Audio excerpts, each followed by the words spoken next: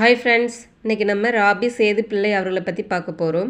இவரை பற்றி கண்டிப்பாக குரூப் 2 and 2 எக்ஸாமில் ஒரு கொஷின் இருக்குது ஃப்ரெண்ட்ஸ், படிச்சுக்கோங்க. ராபி சேது பிள்ளை மார்ச் 2, 1896 பிறவி பெருமாள் பிள்ளை சொர்ணம்மாளுக்கு மகனாக பிறந்தார். வழக்கறிஞராக திருநெல்வேலி மாவட்டத்தில் வழக்கறிஞராக இருந்திருக்கிறாரு. பச்சையப்பன் கல்லூரி, அண்ணாமலை பல்கலைக்கழகம், சென்னை பல்கலைக்கழகம் ஆகியவற்றில் தமிழ்துறை ஆசிரியராக பணியாற்றியவர். சென்னை பல்கலைக்கழகத்தின் முதல் தமிழ் பேராசிரியராக இவர் பேராசிரியராக இருந்திருக்கிறாரு. சென்னை பல்கலைக்கழகத்தின் முதல் பேராசிரியர் யாருன்னு பார்த்தீங்கன்னா ராபி சேது பிள்ளை அவர்கள்.